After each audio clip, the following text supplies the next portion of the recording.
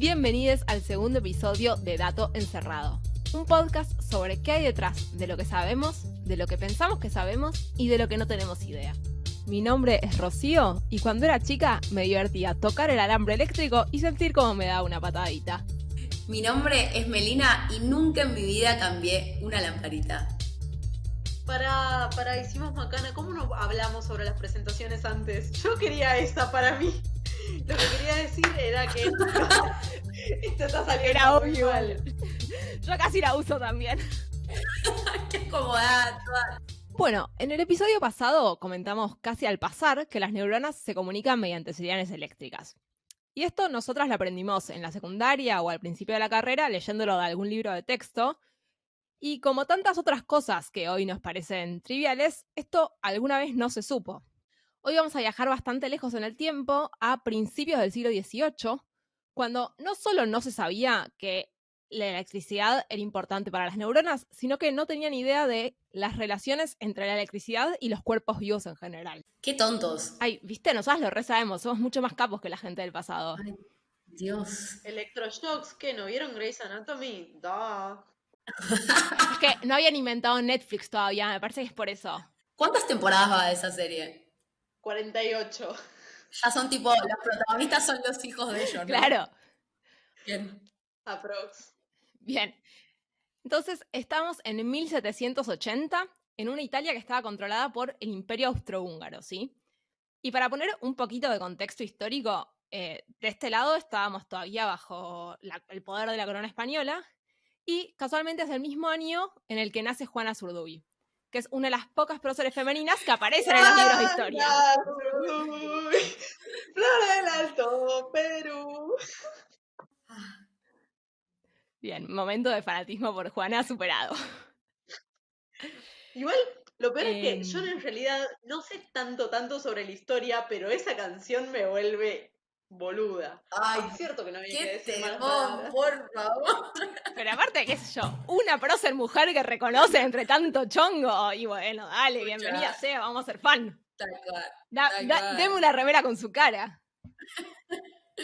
Bien, el protagonista de nuestra historia se llama Luigi Galvani, por si quedaban dudas de que era italiano, ¿no? Y resulta que en 1780 él era un profesor de anatomía de la Universidad de Bolonia y se da cuenta de que pasando corriente eléctrica...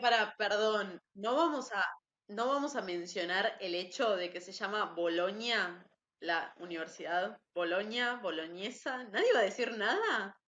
No me había italiano. parecido nada relevante, creo que estás mirando mucho Bake Off. Sí.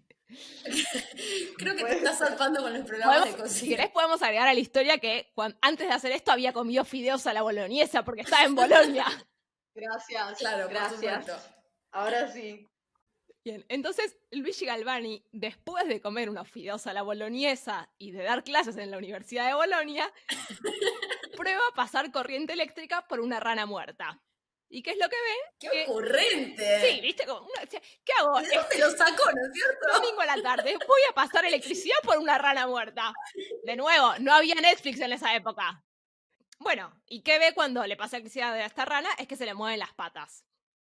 Shock, ¿no? Digamos, como es algo increíble lo que le pasa. Entonces se come otro plato de fideos a la boloñesa para procesarlo. Claro, para procesarlo. Y de hecho tarda bastante en procesarlo porque esto los resultados todos los va a publicar recién 11 años después en un libro que escribe. Y básicamente lo que él sentía era que había descubierto el secreto de la vida, ¿sí? Y claramente cuando él publica esto, escala muy rápido toda la situación, digamos, genera como toda una conmoción en la sociedad científica del momento. Y rana muerta, bueno, probemos con algo más grande, pim pum pam, probemos con un cadáver. Obvio, es como el tren lógico de pensamiento de cualquiera. En 2 días, bien. Claro. Y entonces es justamente el sobrino de Luigi, que se llama Giovanni, que empieza... Italiano también, ¿eh? Sí, por si no se habían dado cuenta. Que empieza a hacer un tour por Europa mostrando su show. Siendo su show, agarrar un cadáver, cablearlo un poco, pasar corriente y ver qué pasa. Acá es importante que remarquemos que estábamos en una etapa de la historia en la cual los derechos humanos no eran los mismos que hay ahora. y que básicamente te condenaban a muerte bastante fácil, entonces el acceso a cadáveres también era mucho más fácil.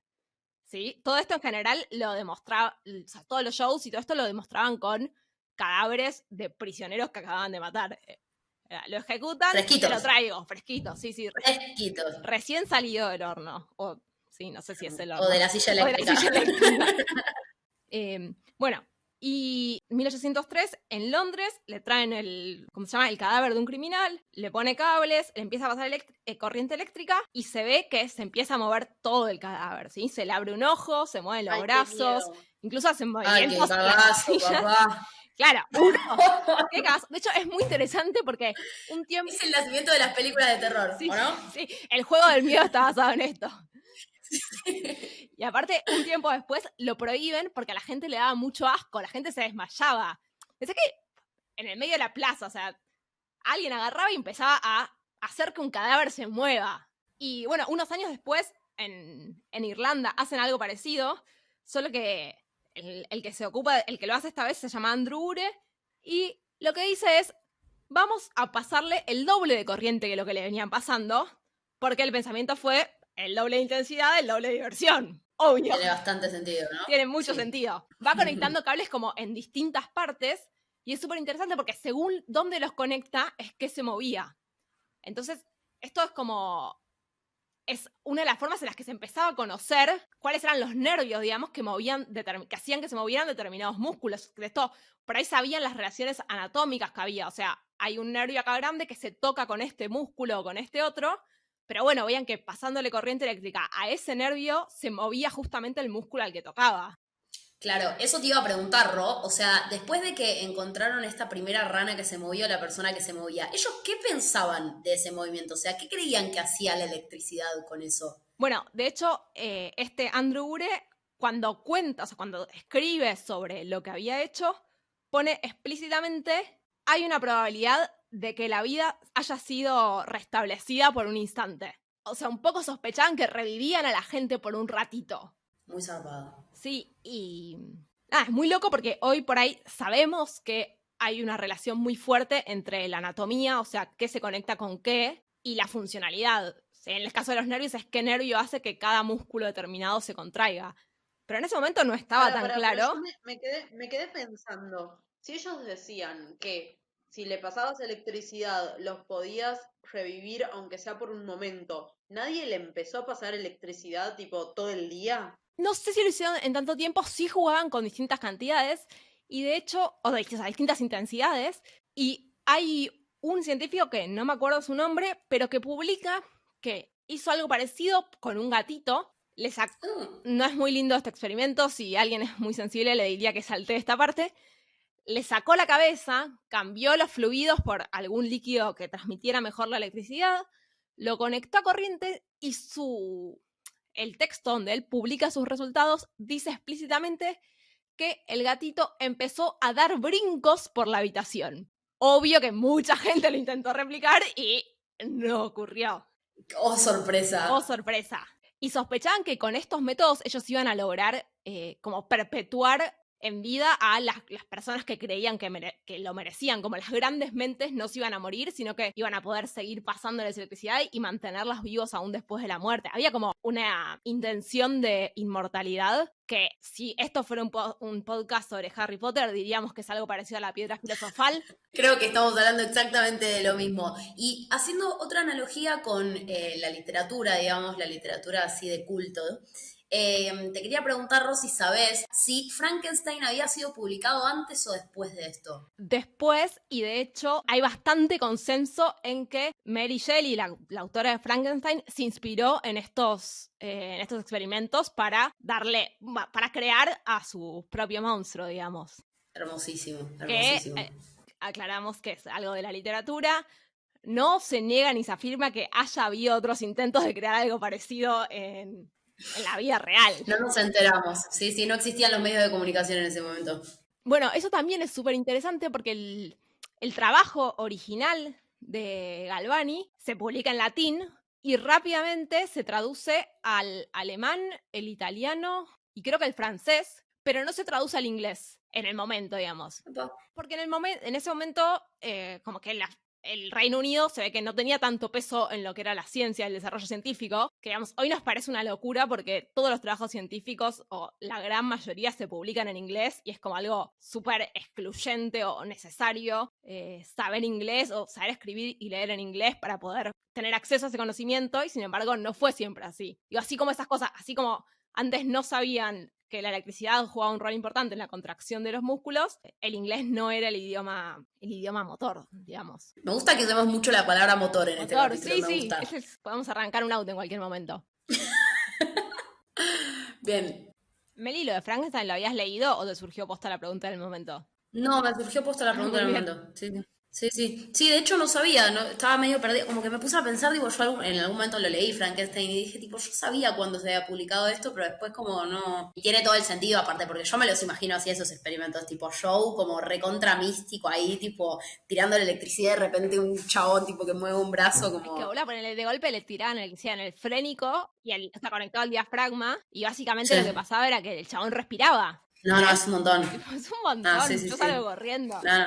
No, todas las mentes macabras que deben haber, tipo, nacido en ese momento. En ese momento Galvani también lo que decía era que había descubierto algo que él llamaba electricidad animal, y es que es una especie de electricidad que era distinta, porque para ese momento ya sabían que había peces eléctricos, hay unos peces muy flasheros que tiran como si fueran unos rayitos, lo estoy diciendo muy burdamente para que se lo imaginen, pero nada, tienen la capacidad de generar campos eléctricos y pueden atacar y pueden hacer cosas muy grosas. Me fui de tema. Lo que quería decir es que Galvani ya sabía de la existencia de los peces, y lo que estaba diciendo era que existía una especie de electricidad animal adentro de los cuerpos, y en realidad todo eso tenía sus puntos flojos que no vamos a adentrarnos ahí, pero Volta, que era un chabón bastante brillante, conoció o sea, Sí, es el fundador de la heladería, ¿no? Volta, claro, sí, pistacho, chocolate con naranja, bien. Sí, lo conozco, lo Volta conozco. se topó con los experimentos de Galvani y le parecieron súper interesantes, pero como todo buen científico, lo que dijo es, a ver, contame cómo lo hiciste, que yo también lo quiero hacer. Y lo anotó a un nivel de detalle bastante importante, al punto de replicar las pinzas con las que Galvani agarraba las patas de las ranas. Y Volta se da cuenta, y de eso, o sea, de esa idea luego se iba a construir el concepto de electrodo, que parte de lo que estaba pasando con las ranas de Galvani tenían que ver con los metales, que hoy sabemos que son excelentes conductores de electricidad. Entonces, todas esas ideas que tenía Galvani y que estaban ahí muy, muy, muy cerquita del blanco, luego después se empezaron a refinar, y nos podemos poner a hablar de cómo se creó la pila y todo eso, pero creo que va a ser un poco irnos de tema. Los experimentos de Galvani entonces sentaron las bases para lo que es hoy una de las ramas más importantes de la neurociencia, que es la electrofisiología. Y al día de la fecha hay un montón de gente que se dedica a pinchar cosas y pasarles corriente para ver qué pasa. Es cierto, ¿no? Para pinchar gatitos, ¿estás diciendo pinchar gatitos? No, no, no. Ahora somos mucho mejores en los protocolos de ética y hay cosas que no se pueden hacer y además nos gustan mucho los gatitos. Por suerte, hoy lo que miran son por ahí cosas mucho más chicas y hasta incluso pueden pinchar una célula única para medir las respuestas, y ya a nadie se le ocurriría pasarle corriente a troche y moche a un cadáver a ver cómo se mueve, porque realmente era un show. Digo, lo hacían porque aprendían cosas, sí, pero también había un montón de gente ahí mirando cómo se le movían las patas al cadáver, y algunos se desmayaban y otros se reían. Mientras estábamos hablando, empecé a googlear Luigi Galvani a lo loco, y me encontré con algunas de esas páginas de fun facts about something. Y lo que encontré, hay dos cosas que me gustaron mucho. La primera es que cuando tenía 15, Galvani estaba a punto de ser cura, y sorprendentemente los padres no lo dejaron. Rarísimo, uno hubiera pensado que, tipo, en esa época, quiero ser cura, hijo, sos mi mejor hijo, vaya con Dios. Pero no lo dejaron.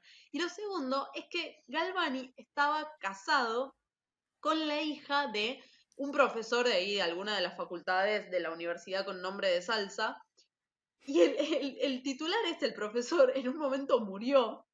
Nadie dice cómo murió en internet, Mentira, yo no lo busqué, seguro se sabe, pero lo divertido es que Galvani tomó su puesto. Yo ahí no sé cómo no se escribieron libros sobre eso aún. Yo elijo creer que fue un plan de Galvani. Yo elijo esa verdad. Galvani no nos lo va a discutir, Sí, así que... creo que ya no puede. Igual está bueno que nombres a la mujer de Galvani, porque de hecho hay versiones que dicen como que ella estaba haciendo una sopa de rana y que después eso es lo que usó él y que se movió la pata y gritaron todos y que probablemente no fue así, o digamos, lo más probable es que la historia sea más parecida a lo que contamos originalmente, pero también es muy probable que la mujer de Galvani lo haya ayudado con sus experimentos. Es algo que era muy común en esa época, que las esposas de contribuyeran en los experimentos del científico que se llevó todos los nombres y todos los laureles, porque básicamente no tenían acceso a hacer su propia carrera y sin embargo tenemos muy claro que cuantas más mentes se metan en un tema, en general mejor sale la cosa. Entonces, muchas mujeres de científicos reconocidos tuvieron sus aportes a la ciencia que no les fueron reconocidos en ese entonces y que probablemente nunca les sean reconocidos. Creo que podríamos hacer 4 temporadas de este podcast solo con episodios de mujeres que participaron en experimentos importantísimos para la historia y jamás fueron reconocidas por ello. Pero bueno, lo dejamos esta vez. Este fue el segundo episodio de Dato Encerrado. Y recuerden que cada vez que una abuela dice pónganse las ojotas antes de ir a abrir la heladera, no está exagerando. Hagan caso a sus abuelas. Nos vemos o escuchamos la próxima. Creo que prefiero sacar los pelos del escobillón sin guantes que cambiar una lamparita del miedo que me da.